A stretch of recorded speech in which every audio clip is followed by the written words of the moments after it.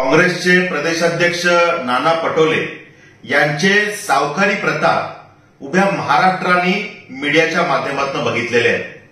आमच्या ओबीसी समाजाच्या बांधवाकडून स्वतःचे पाय धुवून घेण्याचा प्रताप नाना पटोले यांनी करून दाखवलेला आहे.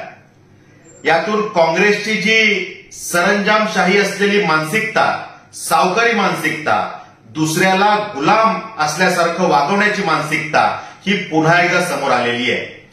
नाना पटोले स्वतःला कुठले महाराज किंवा संत महंत समजतात की काय असा प्रश्न उभ्या महाराष्ट्राला पडलेला आहे.